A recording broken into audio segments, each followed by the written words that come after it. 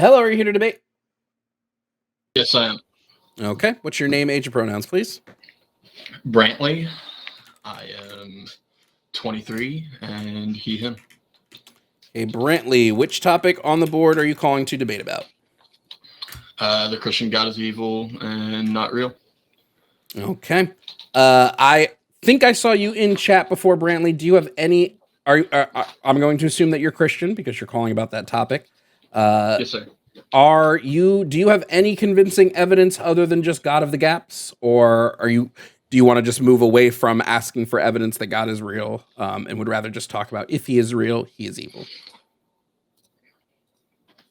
Yeah, so I just saw some people in chat saying that Jesus didn't exist, and I think there's pretty clear evidence that there was a figure named Jesus. Now, I think maybe you can debate a little bit on whether or not he was the Son of God, and things like that. But I just wanted to make that clear that, like, there's clear historical, even extra biblical evidence that Jesus exists. Yeah, I don't disagree that Jesus might have been a real person. I do think that there are tons of historical contradictions about whether he was virgin birth, son of God, born in a manger. These things sort of seem to exist in other cultures. These sort of stories, 3 wise men following a star to give presents to somebody. That story exists in other faiths and other folklore. So do I think that a person named Jesus existed and was crucified by the Roman Catholic Church? Yes, 100%. I do probably think that was true. The rest is probably nonsense. Yeah. I think one of the most important things about Jesus is that he claimed to be the Son of God according to the Bible. Jesus didn't. His apostles did. Jesus never directly claims to be the Son of God. Or I'm sorry. No, you're right. My apologies. I heard what you said and then I interpreted it weirdly. Jesus did claim to be the Son of God. He never claimed to be God. He claimed to be the Son of God. My apologies. My brain literally registered what you said and then thought it was you were saying something else that you were not saying. My apologies for that. Yeah. So if he's the Son of God, is he divine then? I don't believe he was the Son of God. You don't claim that he was, but let's say he was. Would that make him divine? No, because he was human. So the whole point of him of him being in human form is that he would be subject to human temptations and human sin and things like this. We know that he wasn't. We know at least he was a being that was able to be angered. He was a being that was able to lash out, right? I mean, him flipping the table in the temple was definitely him lashing out. I don't necessarily think divine beings would mean that they're perfect beings, but I think they'd have to be like pretty close, you know? Okay. Yeah, I would say that him simply claiming to be the Son of God either makes him the Son of God or it makes him absolutely crazy and insane. Right? I think one of two things can happen. I think Jesus himself probably never claimed to be the Son of God.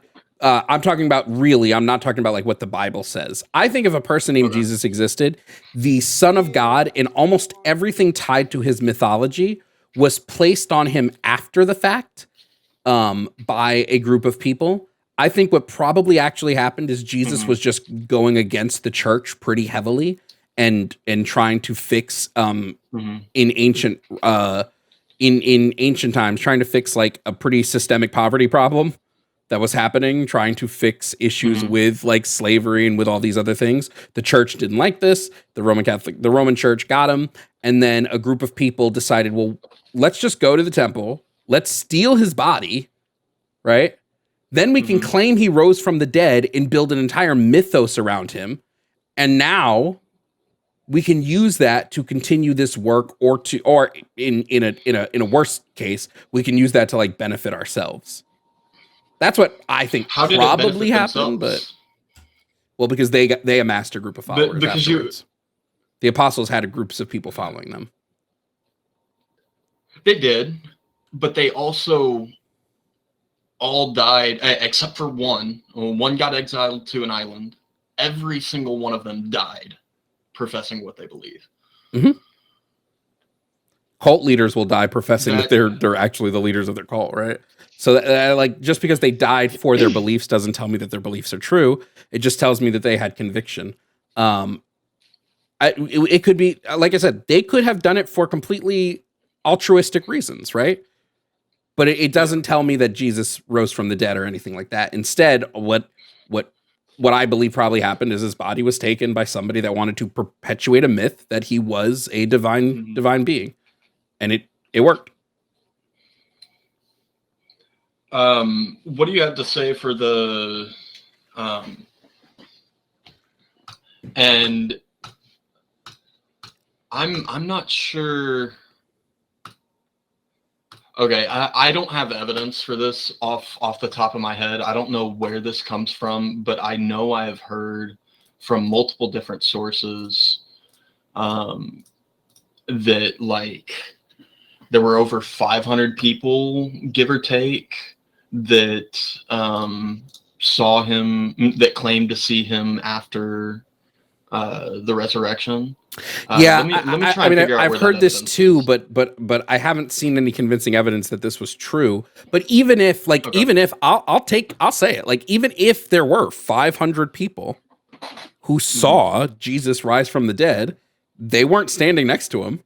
They would have been a very far distance away. They could have seen anybody, right? Okay. I mean, it probably would not.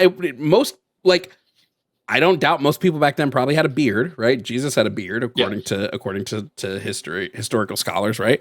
I don't claim that most people back then probably might not have had a beard. You probably could have found somebody who looked like they hadn't eaten in a couple of days, put some boar's blood on them, and then had them come out the cave and wave and walk away. We don't know. But I also take it in the vein of like, we also have tons of like historical records from sailors that they saw mermaids, but we know that they probably actually saw manatees, right? I mean, I guess one could have seen a mermaid, like W for that guy, but like most likely they saw something else and they attributed that to the thing that they believe. So if I have 500 people who believe Jesus is going to be resurrected, who believe Jesus is the Son of God, and I tell them, stand here and you'll see Jesus walk out of his cave, they probably aren't going to put a second thought to what they're looking at, whether the person looks like Jesus or not. They're probably just going to be like, absolutely, that was Jesus that just came out of that cave. We got him. Yeah. Okay. If you...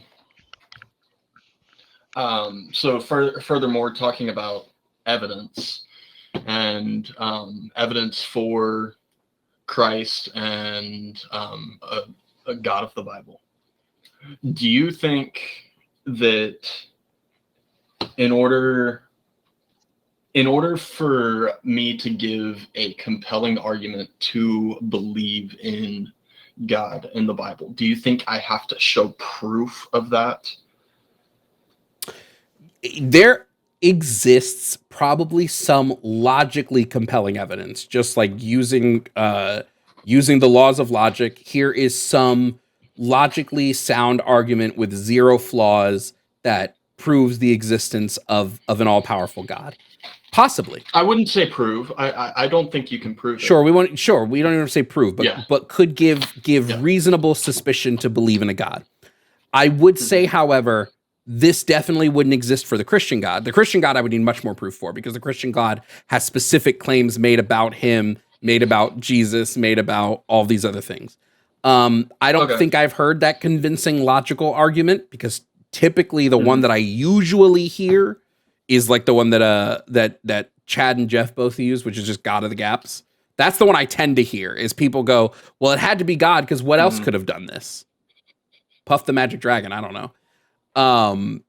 Right. So it could be, but I haven't heard it yet. That is part of the argument would be God of the gaps. Like what else could have done it?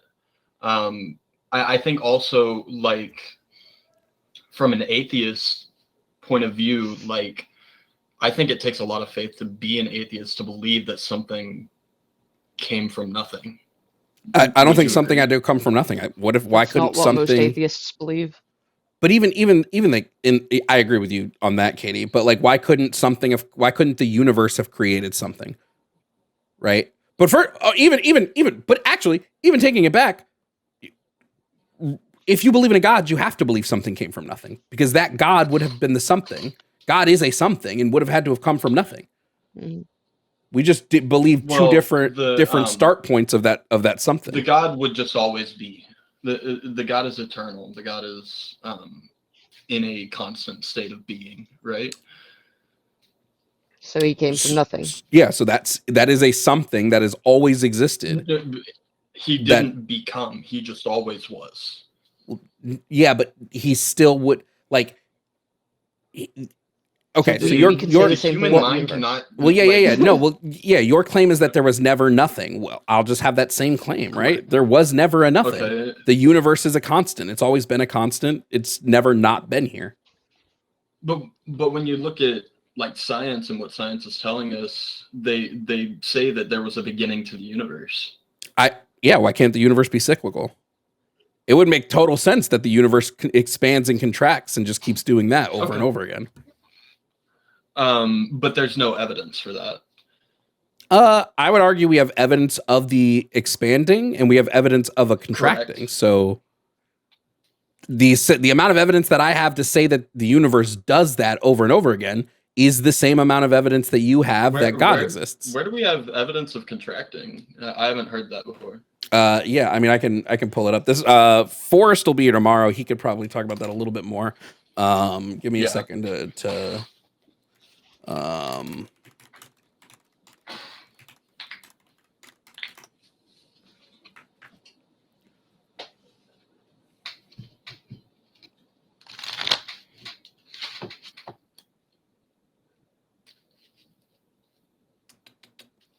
I thought we had evidence of the contraction, but I might be wrong about that. Well, I do want to clarify. I don't know about what Jovan's talking about right now, but the Big Bang isn't the start of the universe. The Big Bang is the expansion of the universe. So that argument doesn't necessitate a beginning. And the thing about the Big Bang is it's all very, very theoretical. Like there is not it is just that, a theory of the creation of the universe. It has everything in I just want to tell you, everything in science is a theory. Literally everything. Science does not say that it proves things. Science provides evidence for or against things. Yeah, I mean there are laws to the universe and that, but if the existence of the universe is just that, a theory, then I guess those laws exist inside a theory, right? Well, yeah. But, when we talk about laws of the universe, I put them into two camps. We have like physical laws, so we know that things can't really break the laws of physics, at least not anything observable. To my understanding, can break certain laws of physics. Right. And we know that we have like some like laws of logic, and that's just a way to explain the way certain things tend to work. Like one of the laws of logic is like if something is, then it is. If I'm remembering the three laws, so like we know that if something is something, it is that thing. It can't be not that thing. Right. So yeah, like I believe that our universe operates under specific rules, but I also wonder, like this is part of where the conversation, where we loop back to sort of the second half of the conversation. When it comes to God, I believe, or I think we should believe that God would be able to create a universe that operates under different rules. He doesn't have to create a universe that operated under the rules that ours operates under. right? He should be Yeah, able to create one that operates differently. I think he has the ability to. I think God does have a nature, like specific attributes that define who he is and not what he can do, but what he will do, right? Sure. Let's talk about that. So you said not what he can do, but what he will do. What Right. do you believe being all good is a part of God's nature? Like goodness. Okay. I do. Okay. So this is something where we're gonna probably get into more of a contention and more of a debate. Okay. Do you believe God being a good being can or will? You can answer both separately. Mm-hmm. So do you believe God can allow for immoral acts? And do you believe God will or would allow for immoral acts? I do not think God can commit an immoral act. I'll start with that because he is perfect. He is all good, right? As for allowing that in the world, let me phrase it a little differently. Yeah. I understand your thought on can. I'm not asking if he can commit one. Can he allow us to commit immoral acts? So can God say, hey, this immoral thing, and all good God can say this thing that is at its core immoral, I grant you permission to do it, and it no longer will be immoral because I'm granting you that permission to do this thing. Well, committing an immoral act is going to be an immoral act. Okay. Do you believe believe? I just want to make sure that we get, because I'm trying to get to the core of the question. Do you, Brantley, believe that there are things in this world that are objectively immoral? Yes. Okay. What would some of those things be? Would you agree? I agree that there are things that are objectively immoral. Yes. What would some of the things be that you would say are objectively immoral? I would say anything that God says is objectively immoral. That's my belief. I think some very clear things are thou shalt not murder, thou shalt not steal, don't lie. Even something as simple as having contempt, so like being jealous, is somewhat immoral, and in the eyes of God, that has the same weight as murder. Okay, so you don't believe the act, but you don't believe doing the act in and of itself. But to God, it's yeah. You don't believe the act in and of itself is immoral. You believe the act only becomes immoral if God commands that it is immoral. Well, I believe that God defines the rules and the laws of the universe. Has God ever said something that it's okay for us to do something that is very clearly on its face an immoral thing? I do not believe so. No. Okay. So how do we reconcile? Are you going to bring up Leviticus right now? Yeah. How do we reconcile if God is an all good being who is outside of time, as we've stated in this conversation? How do we reconcile Leviticus 25? How do we reconcile God saying it is okay to own slaves? How do we reconcile this? So, when it comes to slave ownership, the Bible does not condone it. It does. Can I hear the translation that you're reading? Yeah, your male and female slaves are to come from the nations around you. From them you may buy slaves. You may also buy the temporary residents living among you. From them you may even what is it? It's like you may even pass down. That's where I stopped knowing it by heart. Let me pull up the Leviticus 25 verses 44 to 46. I like how Google knows exactly which Bible verse I'm pulling up. You may also buy some of the temporary residents living among you and members of their clans born in your country, and they will become your property. You can bequeath them to your children as inherited property, and you can make them slaves for life, but you must not rule over your fellow Israelites ruthlessly. When God says you may buy and own a person, the word may is God's allowment. It's God saying that this is a morally permissible action. So if you go back a few verses and read, the Bible is talking about how I mean, first off, I want to say if the Bible does permit slavery, it would be very, very clear that they do not want that God does not want you to treat your slaves poorly. Do not rule over them ruthlessly. That's also incorrect when we look at later in Leviticus. It specifically says you may beat your slaves with a rod as long as they do not die. It's okay to beat your slaves with a rod. Yeah, I'll pull it up. This is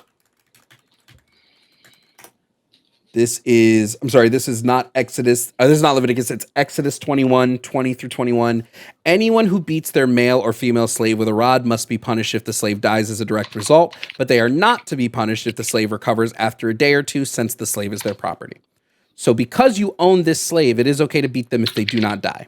That's Exodus 21, 20 through 21. Now, yes, God doesn't want you to kill your slaves, but he's totally okay with you beating them. We also have just separate from the Bible, we have we have artifact records of like brands that they used on slaves at the time. So we know they at least branded their slaves, which I would say is what I'm reading, Exodus 20 and 21. Exodus 21, 20 through 21, yeah. Or yeah, 21, 20 through 21. Anyone who beats their male or female slave with a rod must be punished. If the slave dies as a direct result. Oh, if the slave dies as a direct result, but they're not to be punished. Okay. So I would say not only is God saying slavery is okay, he's also saying it's okay to beat your slave as long as they don't die. This would show me that slavery back then had a level of cruelty to it. It wasn't just you're working for me and that's that. It absolutely did. I think back then, slavery was just a part of life, right? Like that, it was rampant everywhere. Can I push back on that though? Because who are we talking about that could own slaves? It was the Israelites. And what happened right before the Israelites were given the rules of Levitical law? They had just escaped slavery. Correct. They had just freed all of their people from slavery. They had 0 slaves. They had just escaped slavery. And instead of, it's not like they were around slavery anymore. They had escaped slavery and went somewhere else. God brought slavery to them. He could have said in Leviticus, because Leviticus is the rules he gave to Moses. He could have said to Moses, tell your people they just escaped slavery. They know what it was like not to have slaves. And Moses could have been like, oh yeah, you're totally right, God, because it's not like we have a systemic pattern of slavery because we had just gotten freed from it. But instead, God said, you'll tell your people they can buy slaves.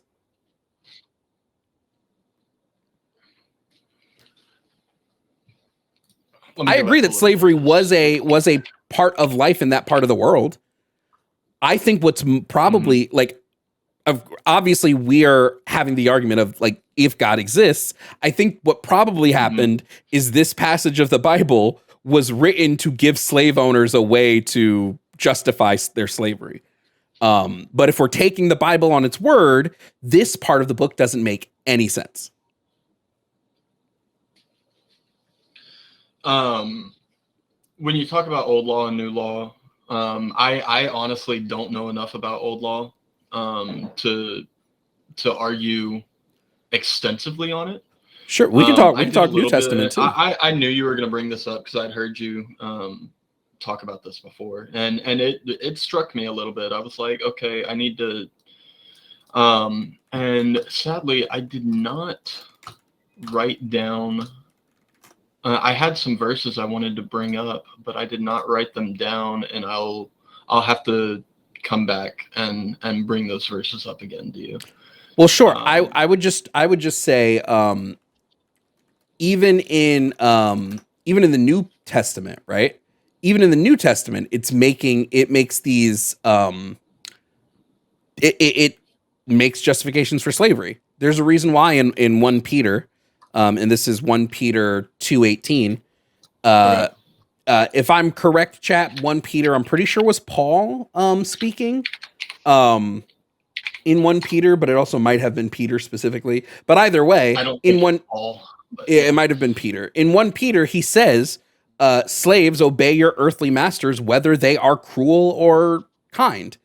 Even if they're cruel to you, even if they are ruthless to you, you still need to obey them, right? He didn't say, hey guys, Jesus said get rid of slaves. Peter also tells slaves to obey their earthly masters.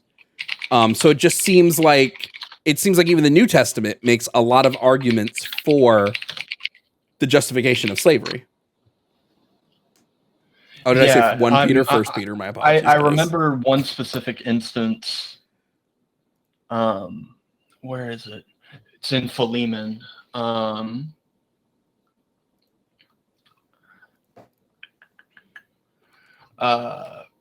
In Philemon, I gotta find.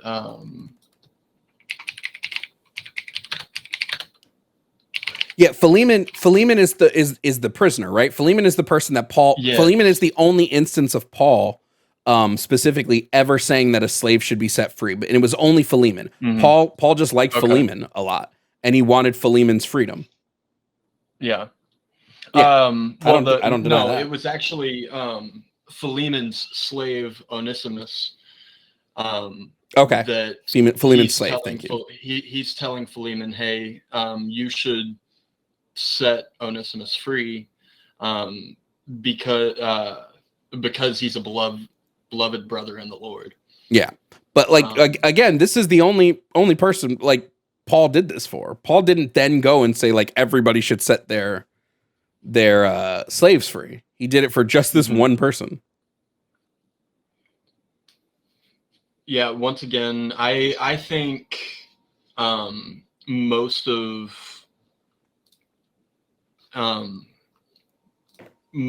the talk about slavery in the Bible is regulating slavery and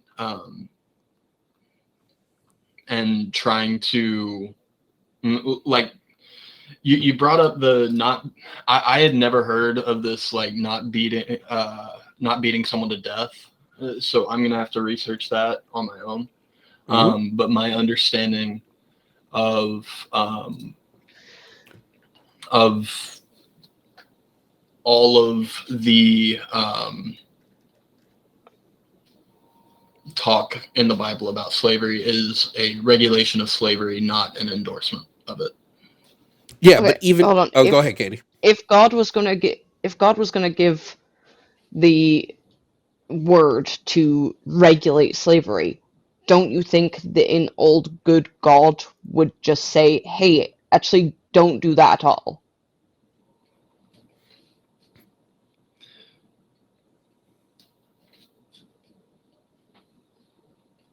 Because I've heard the argument. I agree with Katie. I've heard people say the argument that, like, well, God only did this because he thought it would be too hard to get people to stop doing slavery. So he instead tried to regulate it, which just makes no sense. That's kind of where I was leaning. But yeah, at the same time, like, I don't know why he wouldn't just outright. I don't know why he wouldn't, but.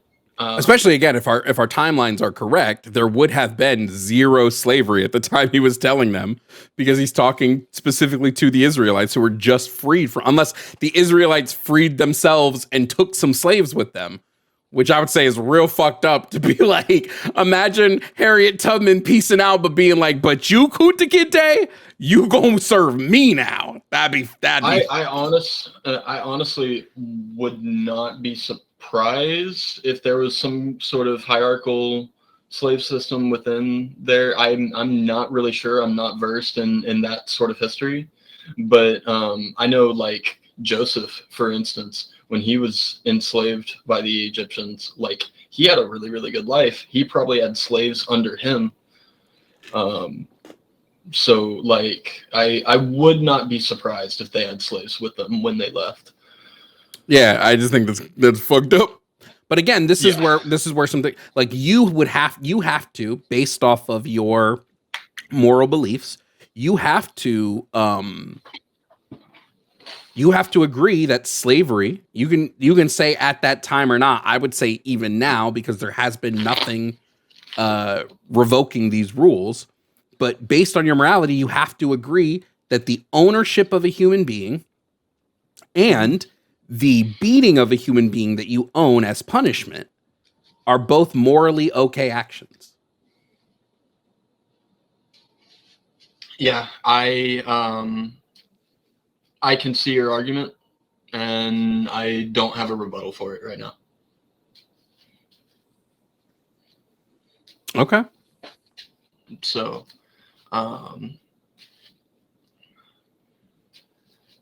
well, then was there anything else you wanted to touch on? Because I would say I would suggest then coming back when you've got one. Right. Unless you're like, if you're not willing to concede and say, okay, yeah, God probably either isn't all good or I just have to admit that slavery is a morally permissible thing. If you're not willing to say either of those, then it would just be got to come back with another argument. Yeah, I would have to come back with another argument. You're right.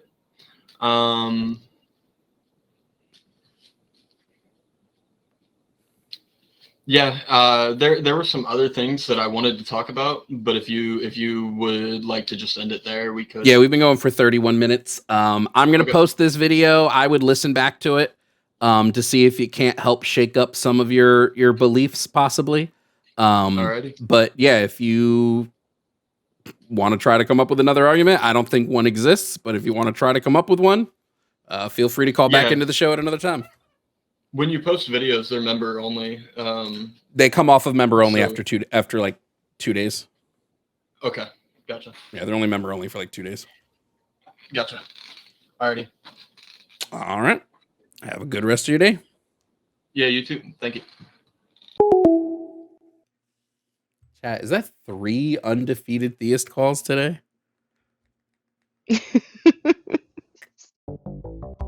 Hey guys, thanks for watching this video. Please consider liking and subscribing for your daily dose of debates. I post new videos daily, so make sure to hit that notification button so you know when a new one drops. Also, shout out to my YouTube members. Membership starts at $2.99 and helps me to continue making content for all of you. Also, shout out to my Tier 4 members, Gib5500, Ovaltine, Sylvia Snow, Bamji, Kelsey K, Kelsey Dooley, Jake Gorshender, Marceline, Matthew Holloway, Kazim, Vampy, and Yemye. Thank you, members, for your support.